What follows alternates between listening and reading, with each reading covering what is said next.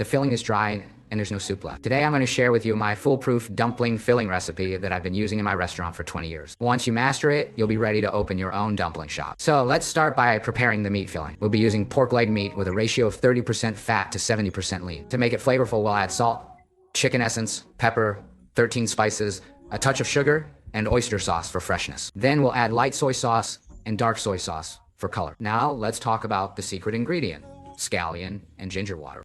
We'll soak them in hot water, let them cool down, and then pour the water into the meat filling 3 times, stirring vigorously in one direction. For every kilogram of meat filling, we'll add 200 grams of scallion and ginger water. This magic potion not only enhances the flavor, but also eliminates any unwanted fishy smell, which is crucial for dumplings with soup. Once the meat filling becomes thick and well mixed, we'll add some ginger for an extra kick, followed by a blend of vegetable oil and sesame oil to enhance the aroma. The vegetable oil is made by frying scallion, ginger, and spices. Now here comes the fun part. You can add any ingredients you like to the filling. But remember, when it's time to wrap the dumplings, that's when you should add the vegetables.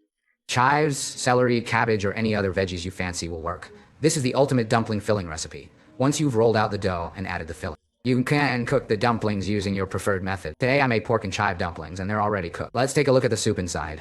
It's bursting with flavor. If you're tempted, give it a try. That's all for today, my friends. Goodbye, everyone.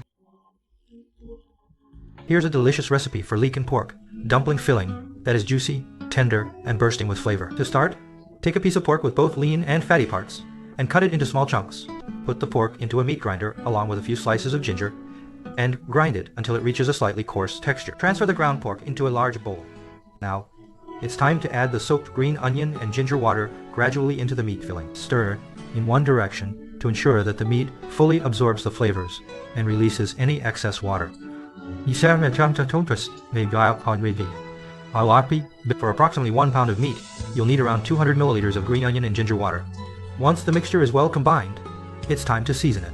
Add oyster sauce, soy sauce, a touch of dark soy sauce for color, a pinch of pepper, and a slightly generous amount of salt. Remember, when you add the leeks, there's no need to add more salt. Mix everything thoroughly. Set the meat filling aside and prepare the leeks. Wash and dry them, then finely chop them.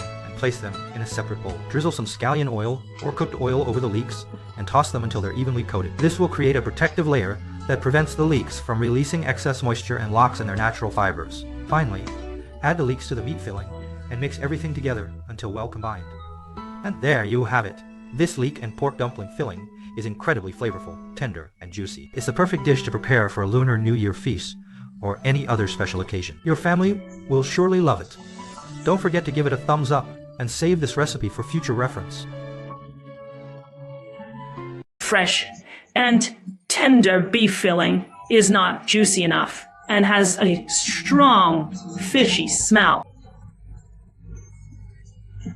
Today, teacher Shu Yue will show you how to make juicy and tender beef filling. To achieve this, we need to prepare spring onion, ginger, and Sichuan peppercorn water and soak them in hot water for an hour. Next, let's take a look at the beef filling. When making beef filling, we should not choose meat that is too lean. A ratio of 30% fat to 70% lean is generally sufficient. Take 500 grams of beef and soak it in the spring onion, ginger, and Sichuan peppercorn water mixture, 200 grams, in 3 to 5 portions, allowing the meat to fully absorb the moisture. For every 500 grams of meat, we need to add 5 grams of light soy sauce, 5 grams of dark soy sauce, and 10 grams of oyster sauce. During the stirring process, there is no need to use too much force, just mix well. Add 2 grams of 5-spice powder, 2 grams of monosodium glutamate, 2 grams of chicken essence, and 2 grams of white pepper powder. The beef and lamb have a strong gamey smell, so the white pepper powder mainly serves to remove the gamey smell. After stirring,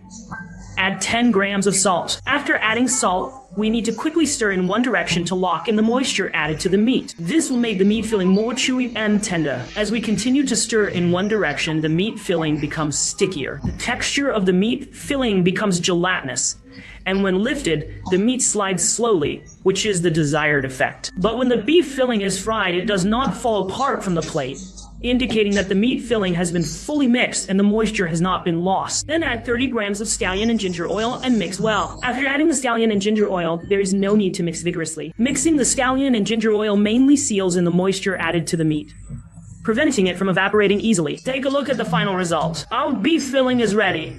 Now, How do we use this beef filling? This beef filling can be used to make various dishes according to your preferences. Today, we will use Chinese chives, white radish, and carrots as examples. For every 500 grams of beef filling, we need to add 300 to 350 grams of vegetables. Add 10 grams of minced ginger and 20 grams of chopped scallions to the mixture. Here, I want to emphasize that we don't need to add chopped scallions when using Chinese chives, as they belong to the same family. Mix the ingredients evenly. When mixing the vegetables, there is no need to add any seasoning because we have already added all the seasonings to the meat filling. Take a look at the result. The color of our mixture is very beautiful, and the ratio of vegetables to meat is just right. Let's make some dumplings and take a look at the result. The dumpling filling is sticky and easy to wrap. Take a look at the soup inside the dumpling. It's very rich. Can you see it? Great. Our beef filling is now complete.